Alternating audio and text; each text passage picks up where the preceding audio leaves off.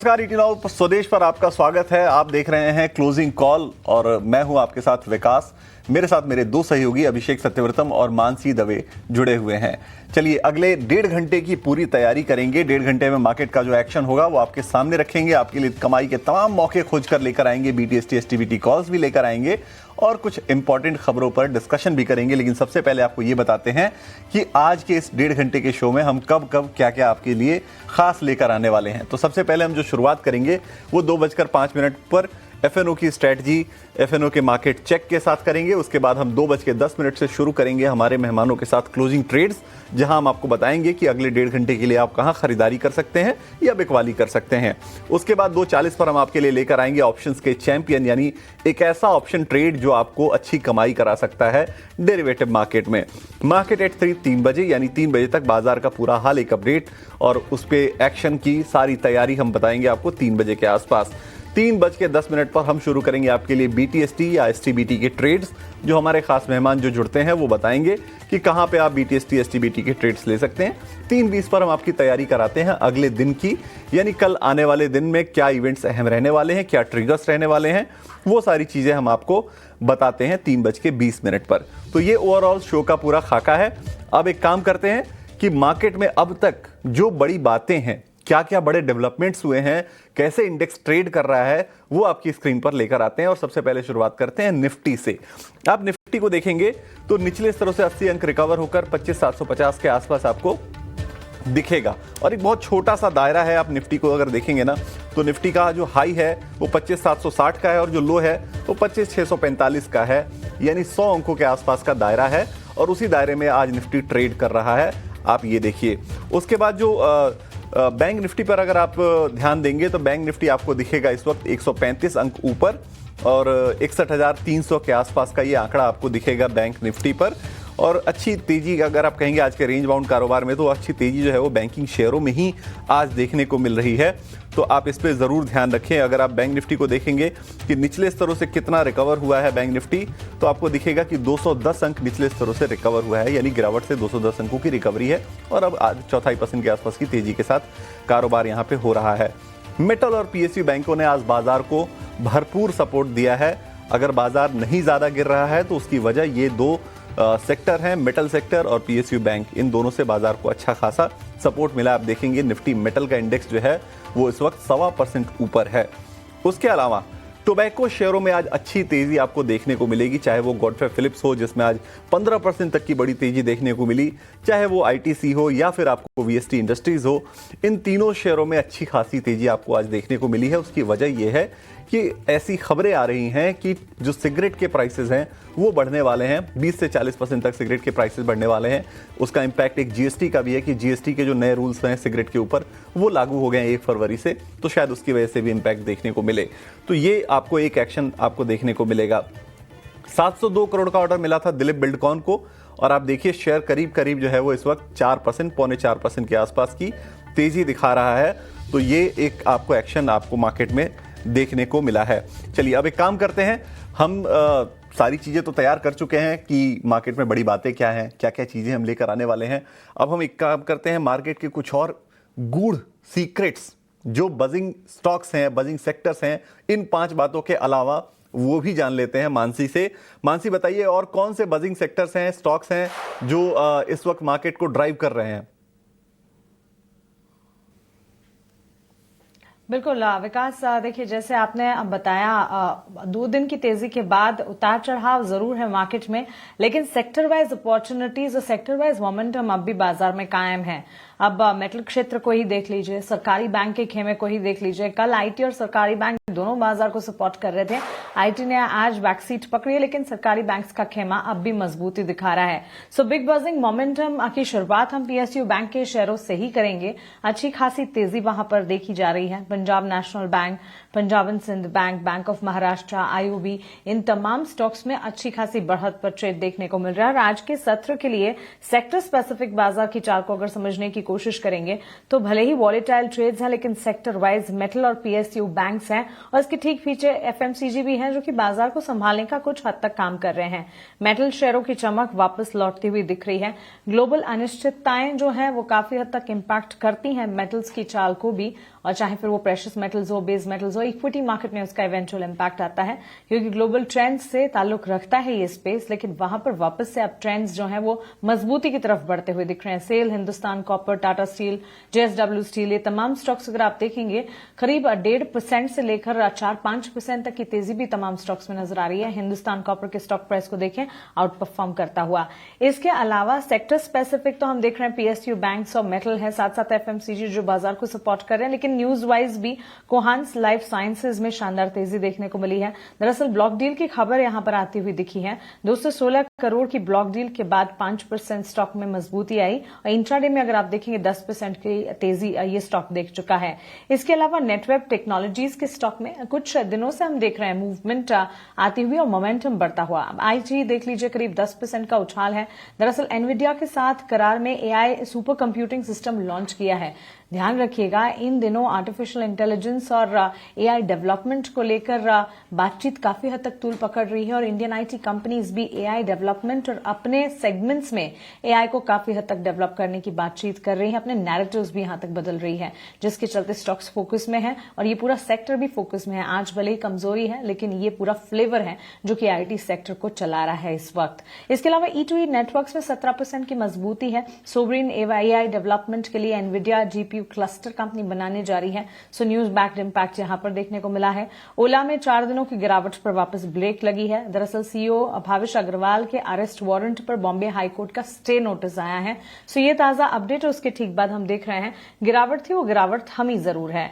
ONGC oil India में कमजोरी है। अमेरिका ईरान के बीच डील की उम्मीद बढ़ने से कच्चे तेल की चाल जो है उसमें हम देख रहे हैं एक मूवमेंट टुवर्ड्स डाउनसाइड फिसलता हुआ दिखा है और इसी के चलते हम देख रहे हैं ऑयल मार्केटिंग कंपनियों पर इसका एक असर। And last but not the least, Cummins India 3 दिनों में स्टॉक 7% चढ़ चुका है।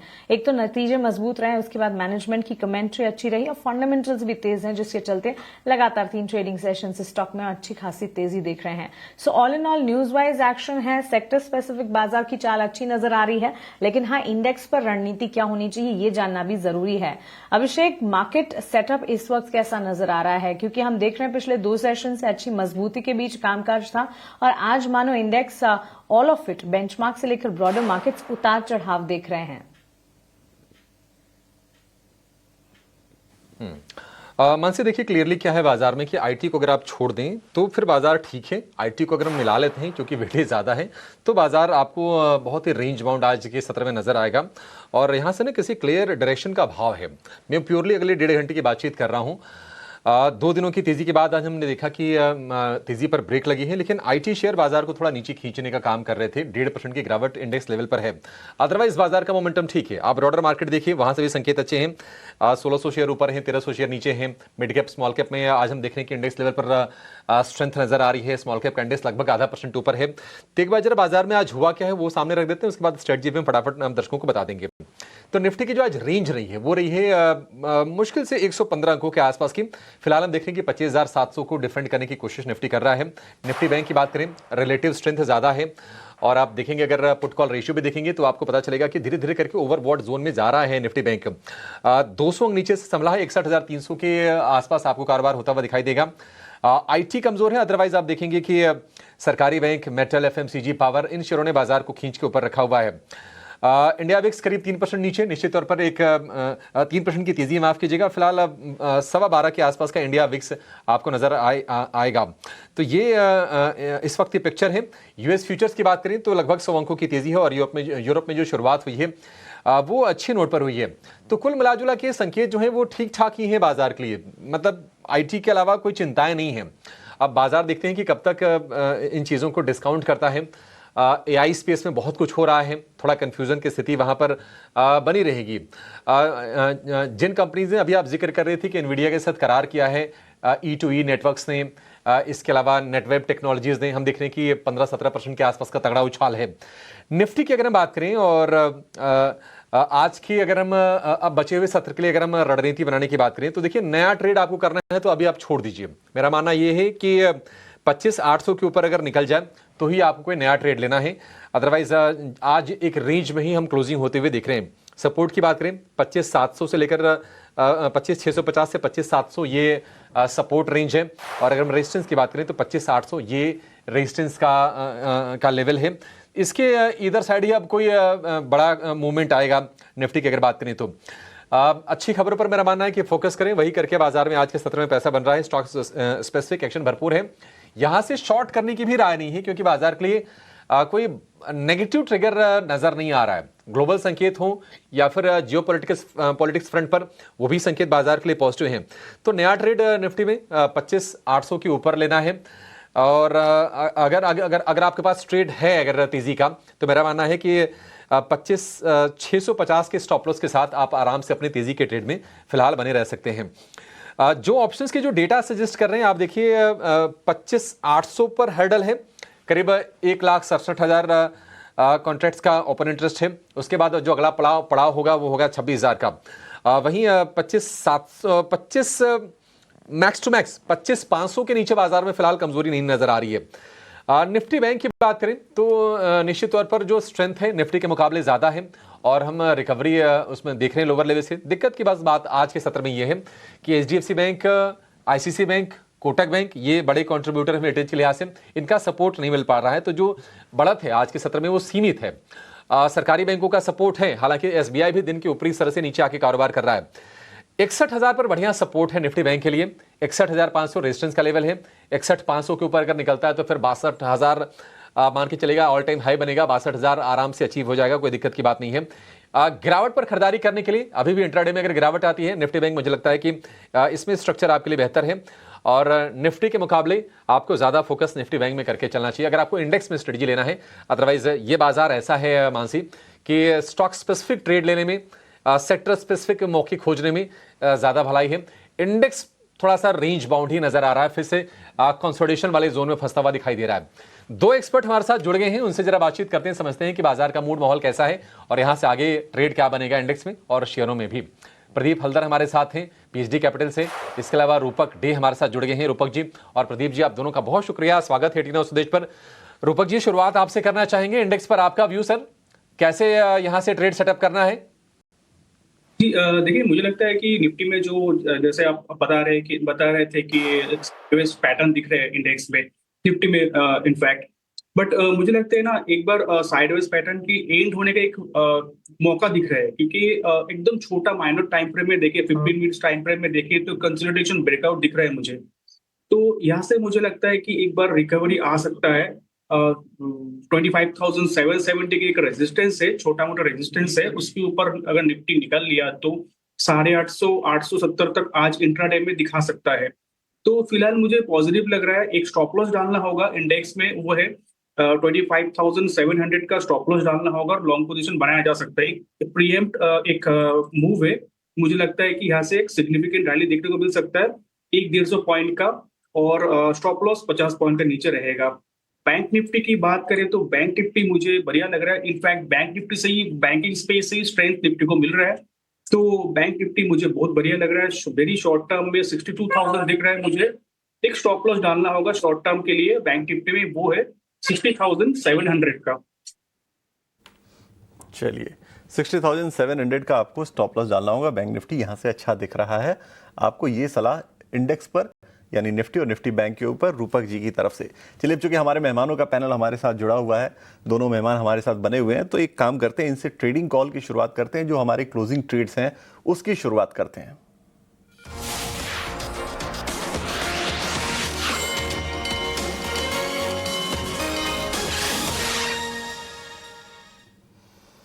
तो मेहमानों का पैनल हमारे साथ है अंशुल जी। अंशुल जी हमारे साथ नहीं है आज क्लोजिंग शो में नहीं है। प्रदीप हल्दर जी हमारे साथ हैं, रूपक डे जी हमारे साथ हैं। प्रदीप जी, आपसे शुरुआत करते हैं। सबसे पहले आपके जो ट्रेडिंग आइडियाज हैं क्लोजिंग शो के हिसाब से, वो कौन से हैं? जी very good afternoon to you Vikas ji, आपको, मानसी जी को एंड विनाश जी को एंड रूपक जी को, सारे ऑडियंस को। देखिए, एक स्टैंडर्ड डिस्क्लेमर रहेगा जितने भी स्टॉक्स या तो इंडेक्स को लेके मैं डिस्कशन करने वाला हूँ। कोई भी स्टॉक्स या इंडेक्स पे हमारा कुछ भी पोजीशन नहीं होता है, no conflict of interest. And ऐसा ही कुछ कॉल हम क्लाइंटों को भी देते हैं एंड हो सकता है उनके पास हो, हमारे पास नहीं है। No conflict of interest from our side. आज दो स्टॉक मैं लेके आया हूँ। फर्स्ट जो स्टॉक रहेगा, कंपनी का नाम है आईटीसी।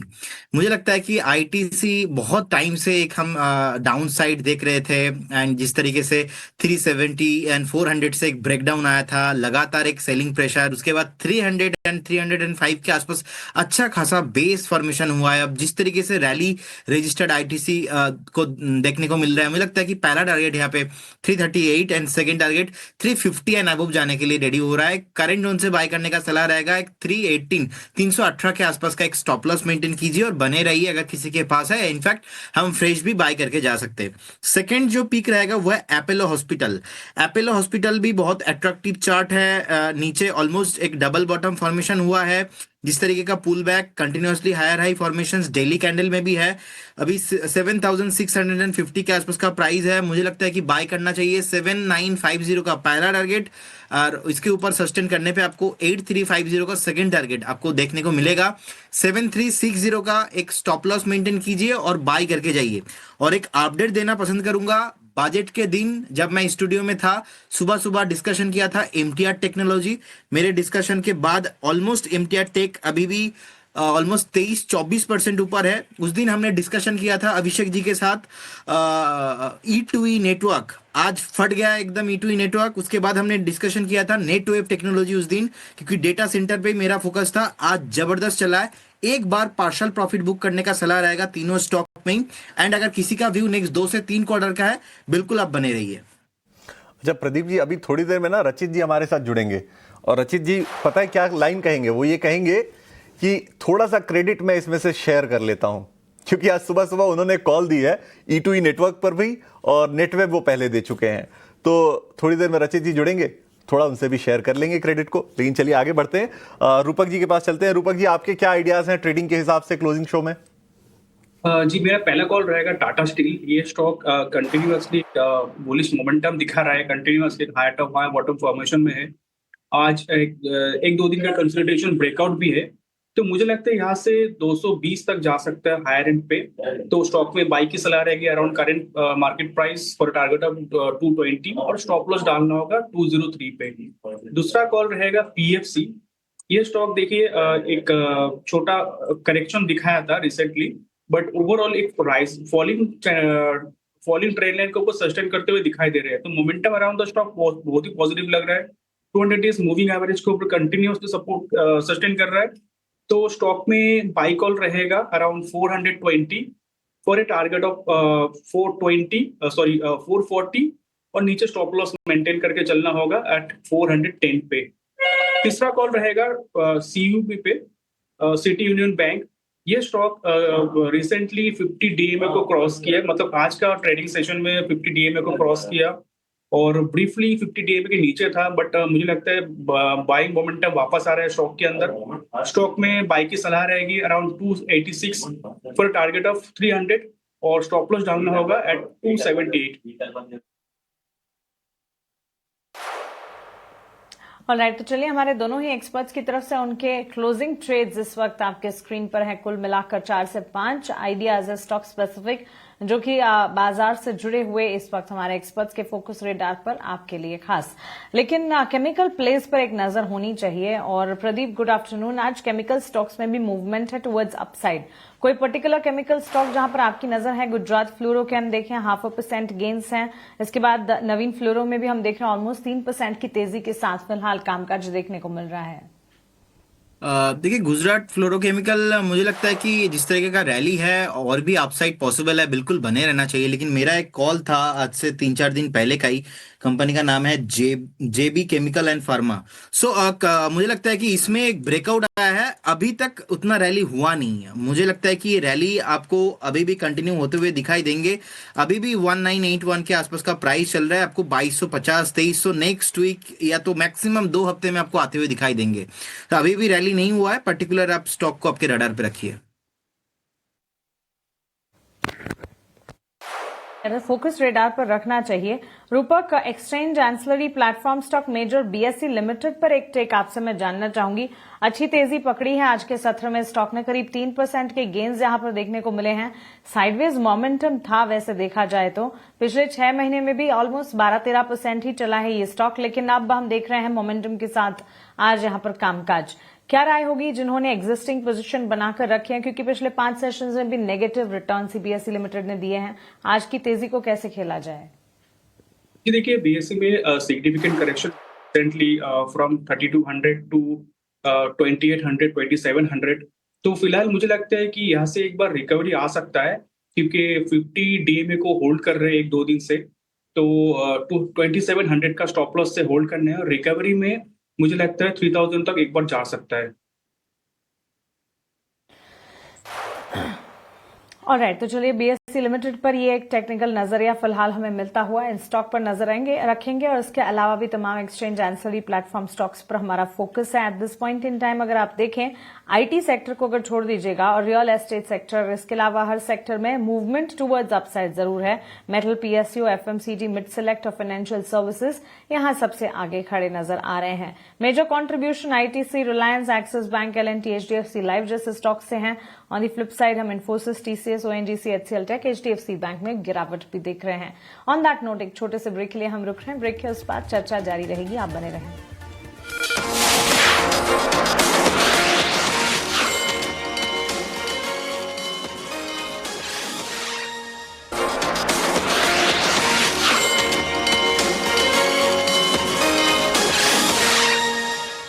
ब्रेक के बाद आपका फिर से स्वागत है क्लोजिंग कॉल में। बाजार को आप देखिए, बाजार थोड़ी चलने की कोशिश कर रहा है। निफ्टी डे हाई पर है और निफ्टी बैंक भी दिन की ऊंचाई पर है। और निफ्टी बैंक की जो तेजी है लगभग 300 अंकों के आसपास की हो गई है, यानी कि दिन के निचले स्तर से लगभग 350 अंकों के आसपास की रिकवरी निफ्टी बैंक में है। और निफ्टी की बात करें तो 25,800 की टचिंग डिस्टेंस पर है, जो कि एक रेजिस्टेंस का लेवल भी है। कुछ शेयर्स हम देखने की बाजार में लोअर लेवल से रिकवर कर रहे हैं। आप इन्फोसिस देखिए, गिरावट 1% के आसपास की रह गई है। एचसीएल टेक में भी गिरावट अब सिर्फ 1% की है। ओएनजीसी जो इंट्राडे में लगभग 3.5-3.5% गिर गया था, 2.5% के आसपास की नरमी है। हालांकि अभी भी निफ्टी का सबसे ज्यादा गिरने वाला शेयर है। लेकिन प्रदीप जी, एक शेयर मुझे लगता है कि इसमें ना ब्रेकआउट, फ्रेश ब्रेकआउट आ गया है। सीजी पावर जरा चेक कीजिए आप। सीजी पावर में हमने देखा है कि ये महीना बड़ा शानदार गुजरा है। अगर हम सिर्फ फरवरी की भी बात कर लें तो लगभग 20% ये शेयर चला है। क्या यहां से और बड़ी तेजी के लिए शेयर तैयार हो रहा है? नया ट्रेड लेना है इसमें? बिल्कुल अभिषेक सर, मुझे लगता है कि इसमें फ्रेश बाई कर लेना चाहिए। जिस तरीके से recently 9, 5 and 20 and 50 exponential movie average price के ऊपर सस्टेन हो रहा है एंड लगातार एक हायर हाई फॉर्मेशन है। रिसेंटली ब्रेकआउट आया था ऑलमोस्ट 685 690 के जोन से। मुझे लगता है कि करेंट जोन से बाई कर लेना चाहिए आपको।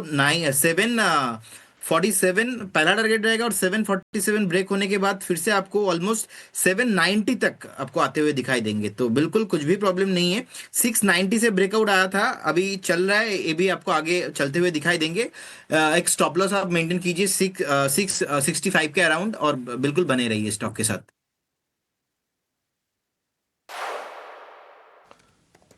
ठीक है, सीजी पावर को लेकर ये भी हो गया। करीब 2.5% ऊपर आपको ये शेयर नजर आएगा। अगर हम कैपिटल गुड्स खेमे की बात करें तो कमिंस की भी स्थिति लगभग अगर आप चार्ट देखेंगे तो ऐसा लगेगा कि बिल्कुल सीजी पावर का ही चार्ट हमने रख दिया है। महीने भर में अगर आप चेक करेंगे तो लगातार तेजी हुई है। कोई अपडेट शेयर करना चाहेंगे प्रदीप आप कमिंस पे? यहां से क्या टारगेट बन रहे हैं? डेफिनेटली देखिए, इसमें डेली, वीकली एंड मंथली तीनों टाइम फ्रेम में एक ब्रेकआउट आया है। ऐसे ब्रेकआउट प्ले आपको थोड़ा पोजिशनल करना चाहिए, क्योंकि पोजिशनल करेंगे तो टारगेट एटलीस्ट आपको 5500 6000 तक ये टारगेट आपको आते हुए दिखाई देंगे। तो अगर किसी के पास पोजीशन है तो डेफिनेटली आप बने रहिए। इनफैक्ट फ्रेश भी हम बाई करके जा सकते हैं। जिस तरीके का आज का ब्रेकआउट है, मुझे लगता है कि आज का डे लो पे अगर आप स्टॉप लॉस मेंटेन करेंगे ना, यही काफी है। 4604 आप मोटा मोटा 4600 पे एक स्टॉप लॉस मेंटेन कीजिए और बाई करके भी जा सकते हैं और बिल्कुल बने रहिए। 5500 6000 ऑन द वे।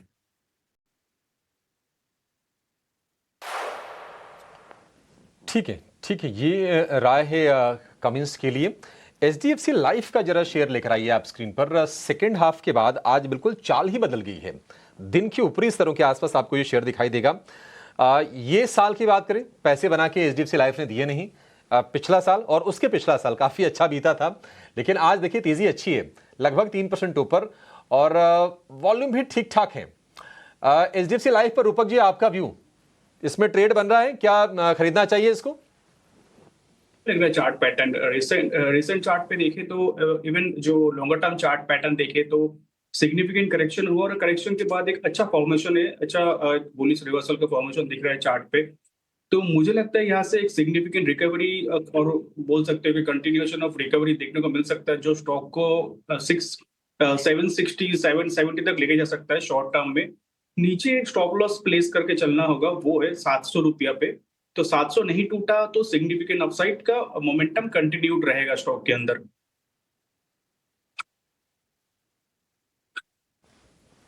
कंटिन्यूड रह सकता है मोमेंटम स्टॉक में, ये राय फिलहाल मिलती हुई एचडीएफसी लाइफ यहां पर करीब 3% का इजाफा इस वक्त देखने को मिल रहा, मजबूती का ट्रेंड यहां पर कायम है। लेकिन एक और स्टॉक है जिसे पुलअप करना चाहिए, गोडफ्रे फिलिप्स। प्रदीप, एक टेक आपसे जानना चाहेंगे, आज के सत्र में गोडफ्रे फिलिप्स में बढ़िया तेजी के बीच कामकाज देखने को मिल रहा है और इस तेजी में यहां से आगे किस तरह की रणनीति बन रही है? नई पोजीशन के लिए तो अभी कोई एंट्री अपॉर्चुनिटी फिलहाल नहीं दिख रही, क्योंकि 19-20% का इजाफा यहां पर नई पोजीशन के बारे में कैसे सोचें। लेकिन 2457 2459 के लेवल्स पर फिलहाल कामकाज और पिछले 5 दिनों के ट्रेंड को अगर आप देखेंगे, ये हमने देखा है आज करीब 16-19% चल गया ये स्टॉक।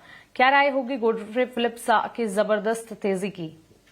तो ये मुझे लगता है कि अगर किसी के पास भी पोजीशन है और बने रहना चाहिए, लेकिन फ्रेश बाइंग अभी तो नहीं होगा, क्योंकि आज तो अपर सर्किट ही है 2478 के आसपास और अभी 245860 almost near to upper circuit ही है। सो आपको अगर कभी भी कल या तो परसों में थोड़ा बहुत नीचे मिलता है तो डेफिनेटली आप पोजीशन यहाँ पे बिल्ड करके जा सकते हो। और डिस्क्लेमर देना चाहूंगा, सुबह ही हमने कॉल दिया था क्लाइंटों के पास, हो सकता है हमने 2200 के 2200 के आसपास हमने कॉल दिया था। तो इसमें मेरा टारगेट ही है, पहला टारगेट 2500 और सेकंड टारगेट हम देखेंगे अगर जिस तरीके से 2800 के आसपास से स्टॉक गिरा था, मुझे लगता है कि फिर से गोडफ्रे फिलिप्स एंड आईटीसी जैसे स्टॉक्स आपको फिर से रिकवर होते हुए दिखाई देंगे। इसीलिए आज मेरा कॉल भी था आईटीसी दोपहर में क्लोजिंग शो में, आपको नेक्स्ट 1-2 हफ्ते में वो भी टारगेट आते हुए दिखाई देंगे। बिल्कुल, और ईटी नाउ स्वदेश ने एक्सक्लूसिव खबर भी सूत्रों के हवाले से हमारे व्यूअर्स तक पहुंचाई थी, आईटीसी से जुड़ी हुई, कि इनके प्रोडक्ट्स की कीमतों में इजाफा होने की संभावना है। आईटीसी के स्टॉक प्राइस में जब वो खबर हम चला रहे थे, एक मूव भी आता हुआ दिखा था, तब से लेकर अब तक। और सिगरेट प्रोडक्ट्स इन पर्टिकुलर की बात हो रही थी। हालांकि डाइवर्सिफाइड एफएमसीजी स्पेस है, काफी ज्यादा बिजनेस सेगमेंट्स है आईटीसी के। लेकिन टॉकिंग अबाउट गोडफ्रे फिलिप्स, यहां पर अगर पोजिशन है उसे इंटैक्ट रखें। नई पोजिशन के लिए फिलहाल कोई अपॉर्चुनिटी तो नहीं मिल रही है, लेकिन जिनकी पोजीशन है 2500 तक के टारगेट्स एक्सपेक्ट किए जा सकते हैं। हमारी पैनल पर 2 और एक्सपर्ट जुड़ गए हैं, गौरव शर्मा है हमारे साथ और सौमिल मेहता हमारे साथ जुड़ गए हैं। जेंटलमैन, आप दोनों का स्वागत है ईटी नाउ स्वदेश पर, अपना समय देने के लिए आपका शुक्रिया। शुरुआत आपके opening takes stock wise market पर आपके रिएक्शन से ही करना चाहेंगे। गौरव, बताएं इस वक्त कौन से स्टॉक्स हैं आपके फोकस रेडार पर? Good afternoon, Mansi. Good afternoon to panelists and to all the viewers. Yes, market पे अगर व्यू दें तो यस, अभी एक कंजेशन रेंज को जरूर तोड़ के निकला है। बाजार सस्टेन होना इंपॉर्टेंट रहेगा। अगर आज का क्लोजिंग करंट लेवल्स के आसपास या और थोड़ा सा ऊपर मिल जाता है तो काफी बेहतर होगा and there will be high probability of a gap up opening और extension of the up move towards 16,000 odd levels. अब जहां तक स्टॉक स्पेसिफिक एक्शन और मेरे ट्रेड्स की बात है, लॉरस लैब्स एक स्टॉक काफी अच्छा लग रहा है मुझे शॉर्ट टर्म ट्रेडिंग पर्सपेक्टिव से। करंटली 1033 के अराउंड कोट कर रहा है। पिछले 3-4 दिन के कंजेशन रेंज को वॉल्यूम के साथ ब्रेक किया है, which is a very positive signal. Chart formations upbeat है, नीचे से अब ग्रेजुअली एक अपवर्ड मूव की तरफ एक्सटेंड हो रहा है, देयरफॉर इसे बाय किया जा सकता है। स्टॉप लॉस लगाना है 1000 रुपए पे और 1100 तक के टारगेट्स में एक्सपेक्ट कर रहा हूँ इस स्टॉक में आने वाले 2-3 ट्रेडिंग सेशंस में। जो दूसरा स्टॉक मैंने आज आइडेंटिफाई किया, that is Bombay stock exchange, BSE का स्टॉक। एक अच्छी गिरावट के बाद आज कुछ अपमूव आते हुए दिखाई दे रहा है, स्थिरता नजर आ रही है स्टॉक के अंदर। ऑल्दो स्लाइटली हम इसे प्रीएम जरूर कर रहे हैं, बट आई फर्मली बिलीव यहाँ से अपमूव आएगा तो काफी एक स्टेरर अपमूव देखने को मिल सकता है। रिस्क रिवॉर्ड रेशियो बहुत ही फेवरेबल है, इसलिए ये करंट लेवल्स पे एक अट्रैक्टिव बेट बनता है। एट करंट प्राइस ऑफ 2823 इसे बाय कर सकते हैं, keeping a stop loss at 2700 और जो टारगेट्स मैं एक्सपेक्ट कर रहा हूँ that is close to 3100 in the next 1 week. Okay, Laurus laboratories और बीएसई लिमिटेड में 3100 तक के टारगेट्स भी एक्सपेक्ट किए जा रहे हैं। 2.5% गेन्स हैं क्लोजिंग ट्रेड्स के तौर पर। गौरव शर्मा की तरफ से ये 2 स्टॉक्स हमारे लिए।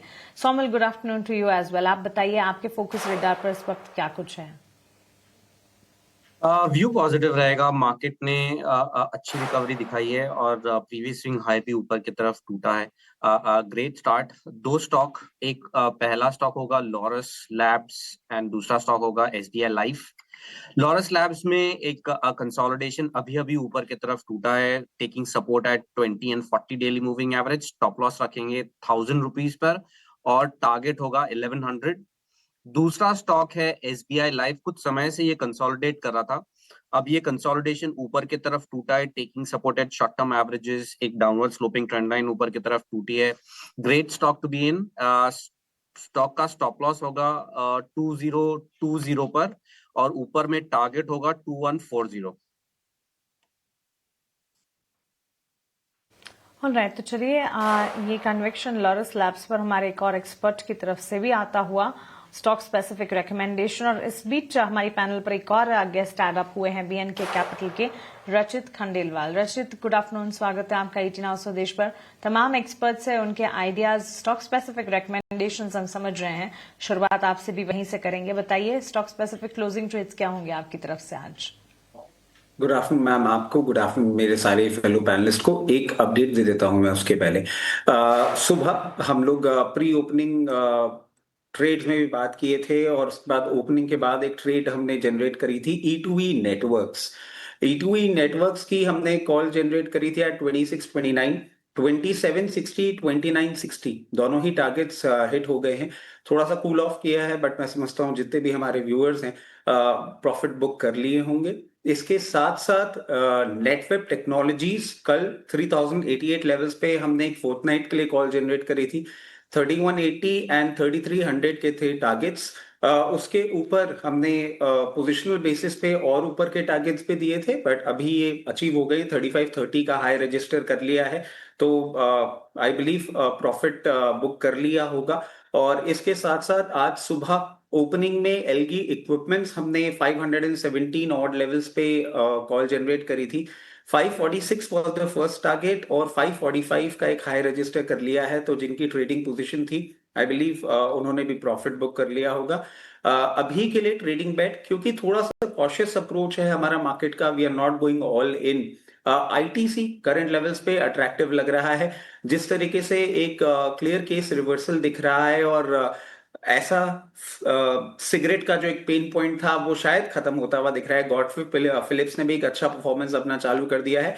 आईटीसी करंट लेवल्स पे अट्रैक्टिव लग रहा है। स्टॉप लॉस होगा 324 और टारगेट होगा 345 पहला, और 345 के ऊपर सस्टेन करने के बाद 356 लेवल्स तक भी जा सकता है। इसके लिए भी आप एक फोर्टनाइट का टाइमलाइन लेके चलेंगे तो अच्छे रिटर्न्स दे सकता है।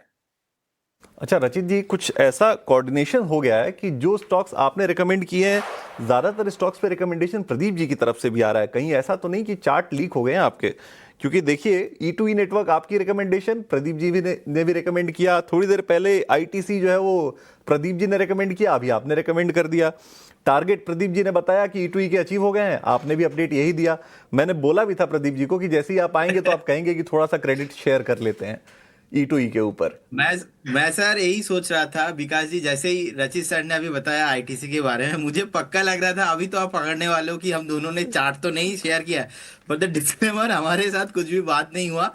वो होता है टेक्निकल एनालिस्ट के आसपास जो स्टॉक सेक्टर फॉलो करते। एंड बिल्कुल। रचित सर आने से पहले मैं अभी आईटीसी दिया, अभी रचित सर आने के बाद फिर से आईटीसी दे रहा है। तो ये मुझे लग ही रहा था कि विकास जी अभी आप बोलने वाले हैं। बिल्कुल, और ये मकसद बोलने का यही था कि आपको व्यूअर्स को ये बताना था कि जब पैरामीटर्स मीट होते हैं तो भी हमारे टेक्निकल गेस्ट जो है वो उस पर रिकमेंडेशन देते हैं। जब चार्ट्स कहते हैं खुलकर स्क्रीन से कि कुछ बता रहा है चार्ट, कुछ कह रहा है चार्ट, तभी जो हमारे एक्सपर्ट्स हैं वो कहते हैं कि ये टारगेट्स आने वाले हैं। रचित जी कुछ ऐड कर रहे हैं आप? बिल्कुल विकास भाई, एक्चुअली क्या है हम यहाँ पे इतना नहीं अभी तक 7 प्लेटफॉर्म शेयर कर पाए हैं, बट और प्लेटफॉर्म्स पे ना, so the kind of thought process that we have, और जो हमारी कॉल्स होती है इतनी सिमिलर होती हैं कि और प्लेटफॉर्म्स में हम लोग को इनफैक्ट कुछ व्यूअर्स जिनके मैसेजेस भी आते हैं, they believe that I am the elder brother and he is the younger brother, because we are so much in sync. उन लोगों को लगता है कि दोनों भाई ही हैं, और मेरा भी थोड़ा सा कैलकाटा कनेक्शन है, मेरा मेटर्नल साइड कैलकाटा है, सो ये कंफ्यूजन होता रहता है। और टू माय सरप्राइज, मतलब आईटीसी मैंने अभी शो देखा नहीं था, मैं तो बस आईटीसी को कवरेज कर रहा था, और प्रदीप भाई भी लेकर आए हैं, तो थैंक यू। बिल्कुल। अच्छा, एक और चीज आपको बता दूं कि आईटीसी पर आज हमारे 3 मेहमान बुलिश हुए हैं, और तीनों मेहमान तगड़े बुलिश हुए हैं। एक मेहमान हमारे कुणाल बोथरा जी, सुबह सुबह उन्होंने आईटीसी को लेकर बहुत बुलिश कॉल दी। दूसरे मेहमान हमारे प्रदीप जी, और तीसरे मेहमान हमारे रचित जी। तो 3 मेहमानों का तगड़ा जो है वो एक तिकड़ी बनी है आईटीसी के ऊपर। तो देखते हैं स्टॉक कहां जाता है। E2E नेटवर्क पर एक अपडेट आपसे लेना है रचित जी। एक बार पहले चार्ट लेकर आते हैं, स्क्रीन पर चार्ट लेकर आते हैं और बताते हैं स्टोरी की हुई क्या है स्टोरी। सो आप चार्ट में देखेंगे कि स्टॉक जो है वो सुबह जो है वो बहुत ज़्यादा तेजी दिखा नहीं रहा था। उसके बाद 2 चीज़ें हुई, एक तो रिकमेंडेशन हमारे चैनल पर दोनों मेहमानों की तरफ से, और दूसरा जो खबर आई एनवीडिया के साथ टाई अप की, कि एनवीडिया के साथ उन्होंने करार किया है। जो पूरी दुनिया की सबसे बड़ी जो है वो चिप मेकिंग कंपनी है, उसके साथ करार की खबर काफ़ी बड़ी थी। स्टॉक में रिएक्शन जो है वो देखने को मिला, 20% का अपर सर्किट भी लग गया। अभी थोड़ी देर पहले इन्होंने एक क्लैरिफिकेशन इशू किया है, जिसमें इन्होंने बोला है कि ये कोई नया करार नहीं है, हम पहले से उनके साथ काम कर रहे हैं, एनवीडिया के साथ पहले से काम कर रहे हैं। उसके बाद थोड़ी प्रॉफिट बुकिंग देखने को मिली है। अब अपडेट आपसे ये चाहिए रचित जी कि क्या करना है इस वक्त E2E नेटवर्क में, जिनके पास है।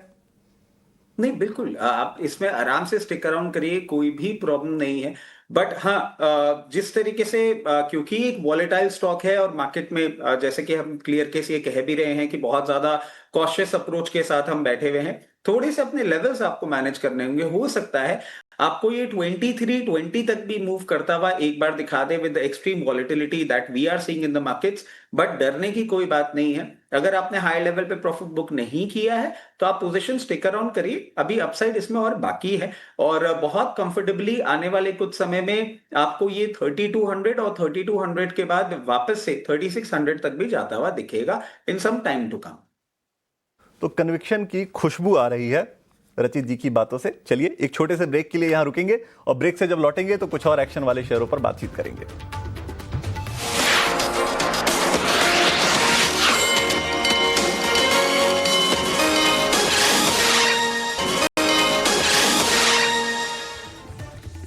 ब्रेक के बाद आपका स्वागत है क्लोजिंग कॉल्स में। तो देखिए मार्केट में तेजी जारी है, निचले स्तर से अच्छी रिकवरी हमने आते हुए देखी है, और ऐसे में कहाँ लगाइए आप पैसा और क्या होनी चाहिए आपकी बाजार पे रणनीति, ये सब हम समझने की कोशिश कर रहे हैं। हमारे तमाम एक्सपर्ट्स हमारे साथ मौजूद हैं, और आइए अब इसी कड़ी में स्वागत करते हैं अविनाश गौरक्षकर का जी का भी, वो भी अब हमारे साथ मौजूद हैं। तो अविनाश सर, ब्रेक पे जाने से पहले खूब हमने चर्चा करी आईटीसी की। देखिए हमारे तमाम टेक्निकल एक्सपर्ट्स को भी ये पसंद आ रहा है, बट एक बार फंडामेंटल राय भी आपसे लेनी है, क्योंकि देखिए 330 रुपए का भाव है, और मुझे याद है कि जिस दिन ये अनाउंसमेंट आया था कि 1 फरवरी से ये जो प्राइस हाइक्स हैं वो लागू होंगे या ऐसा करना पड़ेगा कंपनीज को, 400 रुपए का स्टॉक लगभग 5-6 दिन में ही 320 के आसपास आ गया था। अब क्या नजरिया बन रहा है, क्योंकि अभी भी निचले स्तरों से रिकवरी देखे तो इतनी सब्सटैंशियल नहीं है। अब सूत्र ये भी बता रहे हैं 20 से 40% के प्राइस हाइक्स जो हैं वो सिगरेट में आते हुए दिखेंगे, बट क्या ये सफिशिएंट रहेंगे कंपनी के अर्निंग्स को सपोर्ट करने के लिए? देखिए, मुझे लगता है कि ये तो प्राइस इंक्रीज तो आना ही था, क्योंकि ये एक ऐसा प्रोडक्ट है जो एडिक्टिव है, और मुझे लगता है जो सिगरेट पीने वाले लोग हैं वो अपनी आदतें तो छोड़ेंगे नहीं। तो मुझे लगता है कि एक क्वार्टर में शायद इसका इम्पैक्ट ना आए, बट अप्रैल से मुझे लगता है कि पूरा इम्पैक्ट डेफिनेटली इनके मार्जिन्स में देखने को मिलेगा। और अगर 7-8% का भी वॉल्यूम ग्रोथ ये रिकॉर्ड करते हैं तो मेरे ख्याल से definitely it will be back to business as usual. तो मुझे लगता है कि जो भी एक्साइज ड्यूटी की अनाउंसमेंट हुई थी उससे कहीं ज्यादा प्राइस इंक्रीज होने वाला है। और मुझे लगता है कि जिस प्रकार की लीडरशिप आईटीसी कमांड करता है सिगरेट मार्केट में, मुझे नहीं लगता है कि कोई दिक्कत होगी उनको पास थ्रू करने में, क्योंकि देखिए ये बेसिकली डिमांड जो है वो बेसिकली प्राइस इनएलास्टिक है, और कहीं ना कहीं मुझे लगता है हो सकता है जनवरी टू मार्च के क्वार्टर में शायद आपको पूरा इम्पैक्ट देखने को ना मिले, लेकिन अप्रैल से definitely it will be back to normal pricing. और कहीं ना कहीं मुझे लगता है जैसे आपने भी कहा 400 रुपए का स्टॉक 325-330 आ गया है, तो definitely I think it is worth while adding it at current level. But हाँ, मैं यही कहूंगा कि नजरिया 6-12 मंथ्स का होना चाहिए, क्योंकि पहले 2 क्वार्टर्स में स्लोली रैंप अप हो जाएगा और उसके बाद सेकंड हाफ नॉर्मली आईटीसी के लिए काफी अच्छा होता है। तो net I think this is good news for the share holders. Definitely मुझे लगता है कि जिन्होंने पहले खरीदा है, उनको एक अच्छा बाउंस अगले 6-8 महीने में देखने को मिल सकता है। राइट, तो चलिए एक अच्छा बाउंस जो है अगले 6 से 8 महीने में देखने को मिल सकता है आईटीसी पर, ये राय। और आज तमाम तंबाकू रिलेटेड काउंटर्स बहुत अच्छा कर रहे हैं, चाहे वो आईटीसी हो या फिर गोदफ्रे फिलिप्स। इसी के साथ एक बार एफएमसीजी पैक से मैरिको पर भी नज़र डालेंगे, क्योंकि यहाँ पर भी आप देखिए तो स्टॉक में ज़बरदस्त तेज़ी है। आज के सत्र में भी जो है मैरिको का शेयर जो है लगभग 2% से ज़्यादा की तेज़ी दिखा रहा है। और अगर मैं सही रीड कर पा रही हूँ तो स्टॉक अपने ऑल टाइम हाई पर भी है। आप देखिए 800 रुपए के लेवल जो है मैरिको दिखा रहा है। अब फंडामेंटली क्या बदला है, देखिए जो नतीजे थे वो तो अच्छे थे ही, पर मैरिको ने जो है अपनी स्ट्रैटेजी चेंज की है। क्योंकि आपको हमेशा से याद होगा कि मैरिको कहीं ना कहीं जो भी कोकोनट ऑयल्स हैं, पैराशूट हैं, उसके लिए जाना जाता था। पर हाल फिलहाल कंपनी ऐसे कई सारे एक्विजिशंस कर रही है जिसमें नए सप्लीमेंट्स, न्यूट्रिशन बिजनेस में किस तरीके से वो आ पाएँ और अपने रेवेन्यू पोटेंशियल को बढ़ा पाएँ, उस पर उनका पूरा विचार है। और तमाम ब्रोकरेजेस को भी यही पसंद आ रहा है। एक बार सौमिल, आपका व्यू मैरिको पे कैसे देख रहे हैं आप इसको? चार्ट्स पे ऑल टाइम हाई पे ऑलरेडी है ये सौमिल काउंटर, आगे क्या नजरिया रखना चाहिए? मैरिको, ब्रिटानिया, ये दोनों ही स्टॉक मुझे बहुत अच्छे लग रहे हैं। यहाँ से in fact Marico has just broken out और ब्रिटानिया ने अभी तक ब्रेकआउट दिया नहीं है। मैरिको का मुझे लगता है कि यहाँ से जो लॉन्ग टर्म आउटलुक है that is great. Short term में मैं ट्रेड करने की सलाह बिल्कुल नहीं दूंगा मैरिको एंड ब्रिटानिया दोनों ही, क्योंकि ये इतने हाई बीटा स्टॉक्स नहीं, they very low beta stocks. नीचे में जो सपोर्ट्स है for Marico that will B 756, थोड़ा सा डीप है क्योंकि शार्प मूव देखे हैं अभी last couple of trading sessions में। दूसरा एक शॉर्ट टर्म का जो सपोर्ट है अराउंड 770 के आसपास है, तो ये लेवल्स आप ध्यान में रखें। ऊपर में मुझे लगता है कि ये in the medium to long term outlook कम से कम 900 के आसपास जा सकता है, 880 900 के आसपास जा सकता है, तो ये आप एक्सपेक्ट कर सकते हैं। लेकिन definitely do not trade in short term और in even in the medium term outlook. ठीक है, सोमिल जी की राय होगी मैरिको को लेकर। बाजार देखिए डे हाई के आसपास बना हुआ है और निफ्टी बैंक की जो तेजी है 325 अंकों की हो गई है, 61,500 के आंकड़े को भी क्रॉस किया है। निफ्टी बैंक निफ्टी के मुकाबले निश्चित तौर पर हेल्दी है। और आप आज के गेंस देखेंगे तो प्रतिशत के लिहाज से लगभग 2.5 गुना गेंस है। 0.2% ऊपर निफ्टी है, लेकिन 0.5% ऊपर, करीब आधे % ऊपर आपको निफ्टी बैंक नजर आएगा। लेकिन चलिए आगे बढ़ने से पहले ये जान लेते हैं कि अगर आपको ऑप्शंस में पैसे बनाने हैं तो आपका ट्रेड क्या होने चाहिए। लेकर आएंगे ऑप्शंस के चैंपियन को।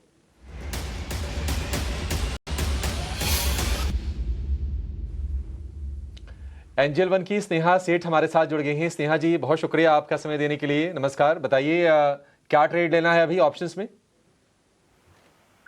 तो ऑप्शन सेगमेंट में अगर आप देखें तो एक काउंटर जो काफी अच्छा लग रहा है दैट इज डॉक्टर रेड्डी। ये काउंटर अगर आप देखें तो एक अच्छे पुल बैक मूव आने के बाद थोड़ा कंसोलिडेट कर रहा था। कल के दिन अगर आप देखें तो काफी अच्छी स्ट्रेंथ दिखी थी। और अगर आप ऑप्शन एक्टिविटी देखें तो आउट ऑफ द मनी के कॉल्स में काफी अच्छी अनवाइंडिंग दिखी है लास्ट 2 सेशन से। आज भी ऑलमोस्ट फ्लैट ही है, बट एक फॉलिंग ट्रेंड लाइन रेजिस्टेंस को सरपास किया है इस काउंटर ने। मेरा मानना है यहाँ से तेजी एक्सटेंड हो सकती है। तो आई वुड सजेस्ट कि यहाँ पे एट दी मनी की कॉल ऑप्शन बाय करें। जो 1280 की कॉल है वो 10 रुपए के आसपास उसे बाय करना है। स्टॉप लॉस 3.75 का लगाना है, टारगेट 24 का रहेगा। तो as per the target and stop loss mention, maximum risk involve है दैट विल बी अराउंड 4000 और प्रॉफिट पोटेंशियल 8700 तक का रहेगा। ठीक है, डॉक्टर रेड्डीज का शेयर वैसे आपको थोड़ा सा भी नरम दिखाई देगा, 0.25% से थोड़ी ज्यादा की गिरावट है, लेकिन 1280 वाली ही कॉल आपको खरीदनी है 10 रुपए के भाव पर। लक्ष्य 24 रुपए का, स्टॉप लॉस 3.25 रुपए का। तो रिस्क रिवॉर्ड रेशियो बढ़िया है। अधिकतम मुनाफा 8,700, अधिकतम नुकसान आधे से भी थोड़ा सा कम 4,000 रुपए का प्रति लॉट की यह कैलकुलेशन आपकी स्क्रीन पर। स्नेहा जी, बहुत शुक्रिया आपका समय देने के लिए और ये बेहतरीन स्ट्रेटजी हमारे दर्शकों को बताने के लिए। गॉडफ्रे फिलिप्स ये अब 20% के सर्किट पर है, तो सिगरेट शेयरों में गर्मी लौट आई है। RTC, Godfrey Phillips, VST industries, ये जो भी कंपनीज हैं टोबैको से जुड़ी हुई, सारे के सारे में आज हम तेजी देख रहे हैं। लेकिन एक राय मैं आपसे लेना चाहूंगा रूपक जी, टाटा स्टील के शेयर पर। टाटा स्टील लग रहा है कि यहां से भी ये चलने के लिए अभी तैयार है। हालांकि निफ्टी के गेनर्स में शामिल है, 3% की तेजी है, थोड़ी प्रॉफिट टेकिंग आई ऊपरी स्तरों से, लेकिन आज फिर से तमाम मेटल स्टॉक्स वापसी कर रहे हैं। आपकी राय टाटा स्टील को लेकर, या फिर इससे कोई बेहतर ट्रेड अगर आपको नजर आ रहा हो उसके बारे में बताइएगा सर। ये टाटा स्टील मुझे बहुत ही अच्छा लग रहा है, इवन इस शो में रेकमेंड भी किया। तो मुझे बहुत ही अच्छा लग रहा है। मंथली चार्ट पे देखें तो प्रीवियस स्विंग हाई के ऊपर एक ब्रेकआउट दिया और ब्रेकआउट देने के बाद उस स्विंग हाई के आसपास एक कंसोलिडेशन किया मंथली चार्ट पे, फिर कंसोलिडेशन का ब्रेकआउट है, मतलब डबल कंफर्मेशन हुआ। तो यहाँ से तो डेफिनेटली मुझे बाई लग रहा है। Long term, short term, mid term, किसी भी टर्म के लिए एक बाई कॉल लग रहा है मुझे। तो अगर शॉर्ट टर्म व्यू बताओ मैं, तो यहाँ से सिग्निफिकेंट अपसाइड आ सकता है, बट मैं अगर एकदम छोटा टाइम फ्रेम के लिए 220 तक जाना चाहिए हायर एंड पे, और 203 का स्टॉप लॉस रखना होगा। अगर लॉन्ग टर्म के व्यू बताओ तो बाय ऑन डिप्स करना चाहिए, 178 का स्टॉप लॉस होना चाहिए, और हायर एंड पे मुझे लगता है 260 280 तक जा सकता है। ठीक है, 260 280 तक जाने की क्षमता है। थोड़ा सा लंबा अगर टाइम फ्रेम रखेंगे तो फिर आपको स्टॉप लॉस भी थोड़ा नीचे करना पड़ेगा टाटा स्टील के लिए। फिलहाल आप वॉल्यूम देखिए, करीब करीब 4 करोड़ शेयरों के सौदे टाटा स्टील में हो गए हैं। तो आज वॉल्यूम के साथ ये शेयर चला है, तो ये जो इमारत जो बनी है ना, ये ऐसा लग रहा है कि ये टिकाऊ है, ये ज़्यादा ढहने वाली नहीं है यहाँ से। इस पर अब आगे भी हम नज़र रखेंगे। इस वक्त अगर आप देखेंगे करीब 1600 शेयर बाजार में तेजी वाले हैं और 1300 शेयर हम देखने की गिरावट के साथ कारोबार कर रहे हैं। माहौल थोड़ा सा निश्चित तौर पर बदलता हुआ दिखा है पिछले आधे घंटे में। लेकिन अगर स्टील की बात कर रहे हैं तो अविनाश सर, एक बार जरा ना ग्रेफाइट इलेक्ट्रोड वाले शेयरों पर आपका व्यू चाहिए। हमने देखा कि मतलब एक तरफा मूव आता है, फिर शेयर कहीं ना कहीं खो भी जाते हैं। आज ग्रेफाइट इंडिया में या फिर HEG में बढ़िया रौनक है। राय आपकी क्या होगी सर इन शेयरों पर? नहीं, मेरे ख्याल से देखिए, अगर हम Q3 के नतीजे देखें तो मुझे लगता है HEG ने बहुत बढ़िया नंबर दिखाए, और जिस प्रकार का कंसंट्रेटेड मार्केट है इंडिया में, यही 2 प्लेयर है जो ग्राफाइट इलेक्ट्रोड्स बनाते हैं और ज्यादातर स्टील सेक्टर को ही सप्लाई करते हैं। देखिए, इलेक्ट्रिक आर्क फर्नेस में ग्राफाइट इलेक्ट्रोड्स की एप्लीकेशन मिलती है, और मुझे लग रहा है कि जिस प्रकार से अभी स्टील मार्केट में तेजी दिख रही है, कंजम्पशन बढ़ रहा है, कहीं न कहीं इलेक्ट्रिक आर्क फर्नेस ये एनर्जी एफिशिएंट भी होता है। तो मुझे लगता है कि डेफिनिटली चौथा क्वार्टर भी इन कंपनीज के लिए काफ़ी अच्छा होगा। प्लस चाइना से रिलेटेड आई थिंक जो इंपोर्ट्स थे वो भी थोड़े से कंट्रोल्ड हो चुके हैं। ग्लोबली भी मुझे लगता है कि कहीं न कहीं डिमांड सप्लाई बैलेंस हो चुका है। तो आई थिंक डेफिनिटली इसमें कोई डाउट नहीं कि आने वाला साल भी इनके लिए अच्छा रहेगा। तो ग्राफाइट में डेफिनिटली अच्छी तेज़ी बन सकती है। मेरे ख्याल से अगर निवेश का विचार है तो 6 टू 12 मंथ्स का नज़रिया कोई लेता है तो मुझे लगता है कि डेफिनिटली स्टील साइकिल जब तक बॉयंट रहेगी, मुझे लगता है ग्राफाइट इलेक्ट्रोड्स में अच्छा पैसा बनेगा, क्योंकि काफ़ी रिप्लेसमेंट वाला प्रोडक्ट है। इसका इस्तेमाल रेगुलरली इलेक्ट्रिक आर्क फर्नेसेस करती है। तो डेफिनिटली मुझे लगता है कि बोथ प्लेयर्स HEG और ग्राफाइट दोनों को बेनिफिट होना चाहिए।